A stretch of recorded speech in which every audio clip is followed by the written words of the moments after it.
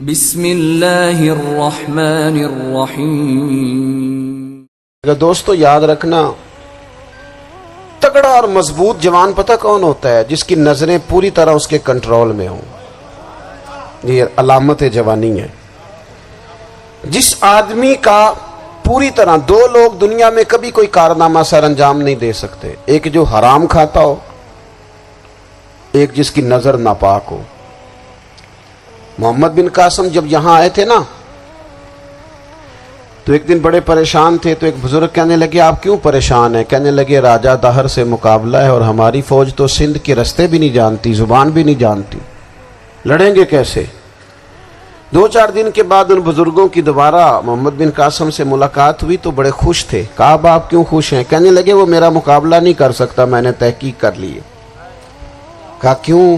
کہنے لگے نظر کا گندہ ہے، اور جو نظر کے گندے ہوتے ہیں وہ میدانوں میں ٹھہرا نہیں کرتے۔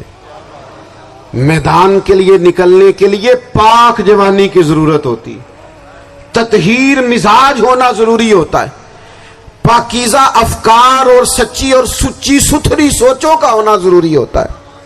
اس لیے فرمایا کہ میرا مقابلہ نہیں کر سکتا۔ حضرت عبداللہ ابن حذافہ کمرے میں تھے تو وزیر کی بیٹی اندر سجی سنوری پہنچ گئی۔ جیسے ہی آپ نے اس کفر کی چال کو دیکھا تو تیمم کر کے نفل شروع کیے۔ وہ ساری رات بیٹھی رہی، رب کا بندہ ساری رات عبادت کرتا رہا۔ عبادت بڑا سہارا ہے، مصلی بڑا سہارا ہے اللہ کے بندوں۔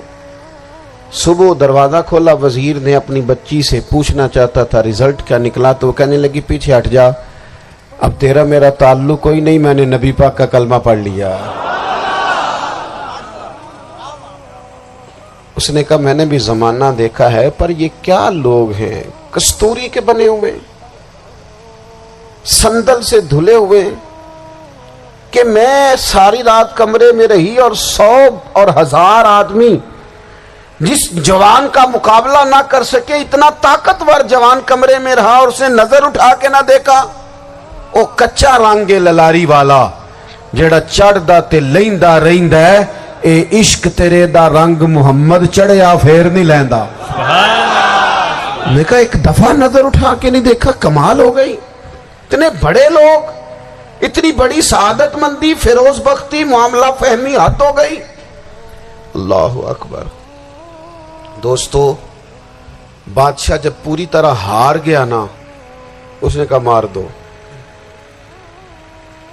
تیل گرم کیا ایک کڑاہی میں، اور جب آپ کو اس میں ڈالنے لگے تو آپ کی آنکھوں میں آنسو آ گئے۔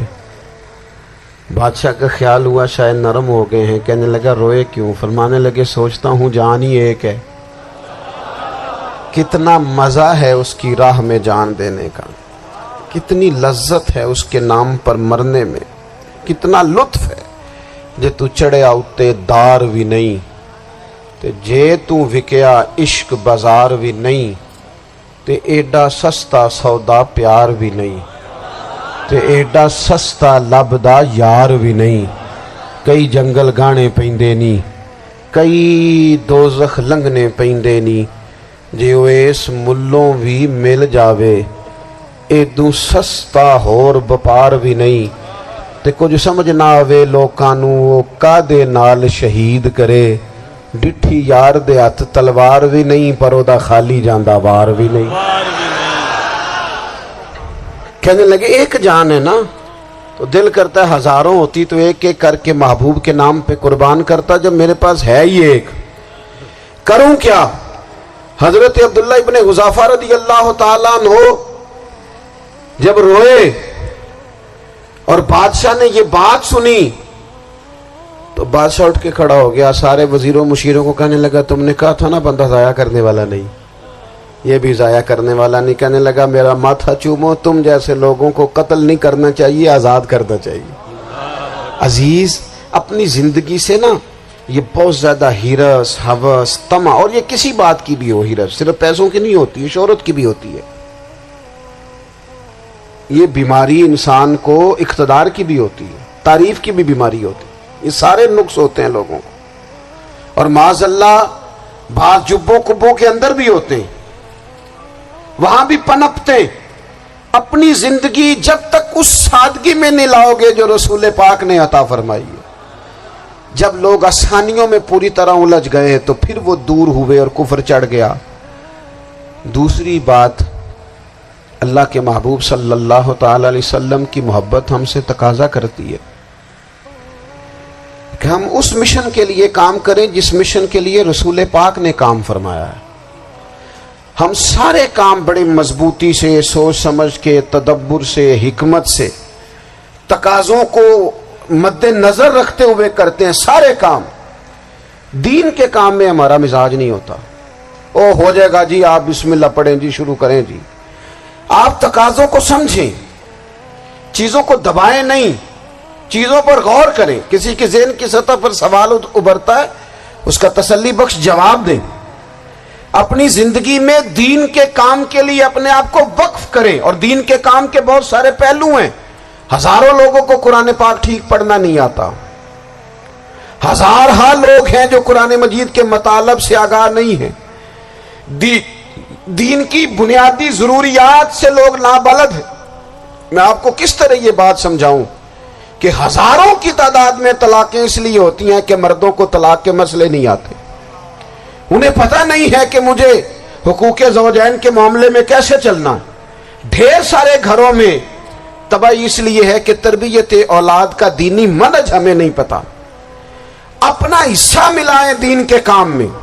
ایک آدمی کو اگر تو نمازی کرنے میں کامیاب ہو گیا، تیری زندگی بدل گئی. وہ دین بیزار لوگ جو ہمارے بیچ بیٹھ کے ہماری نوجوان نسل کو پگڑی اور داڑھی کا نام لے کے بنیادی طور پر دین سے دور کرتے، ایسے نوجوانوں کو دین کا پیغام محبت دے کر دین کے قریب کرنا ہماری ڈیوٹیوں کا حصہ ہے. ہمیں ذمہ داری کا احساس کرنا پڑے گا. ہمیں یہ خاص قدم اٹھانا پڑے گا، توجہ دینی پڑے گی. مساجد، مدارس، میں آپ سے عرض کروں، اتنی ڈٹ کے مخالفت ہوتی ہے نا مدرسوں کی، اتنی ڈٹ کے. میں ادارہ چلاتا ہوں، اس کے چلانے میں جو مشکلات ہیں وہ تو ہم بتا نہیں سکتے آپ کو، اس لیے کہ میری قوم، میرا اس قوم سے تعلق ہے جو نعت خواں امیر کرنا چاہتی ہے، مدرسے نہیں.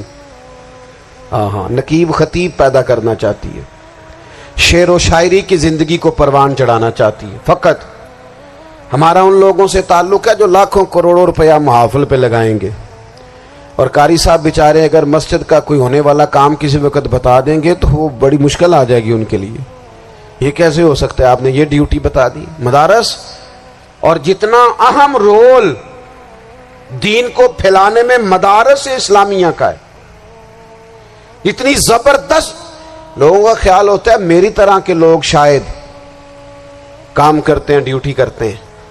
یہ 10-15 لوگ آپ کو نظر آتے ہیں جو آپ کو کہیں میڈیا پر یا ادھر ادھر ڈیوٹی کرتے. مخلص لوگ اپنی جگہ پہ وہ بھی بڑا ہی کام کر رہے ہیں، جو میڈیا پہ آ کے بھی اخلاص سے اور درد دل سے کو دین کی، ان کی بھی کسی بات کی حوصلہ شکنی نہیں.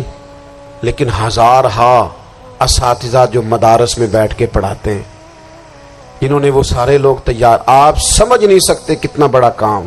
حفظ کا استاد جو ہوتا ہے نا، اس کی ڈیوٹی 24 گھنٹے ہوتی ہے فجر سے پہلے، اور اس نے بچوں کو اٹھانا. تنخواہ تو ہم انہیں دینا نہیں نہ چاہتے جی، تنخواہ نہیں دے دی انہوں نے.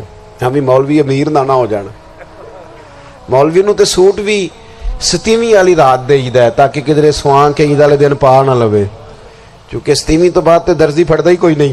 کیوں حضرت؟ ایسا ہی ہے نا، اس وقت تو نہیں نہ لیتا. تو ہم چاہتے ہیں مولوی ہماری مرضی کے ہماری طرح کا سوٹ نہ پہن لے. مدارس کی مضبوطی آپ یہ دیکھ لیں، یہ صلاح الدین ایوبی کا تعلق بھلا کس چیز سے تھا؟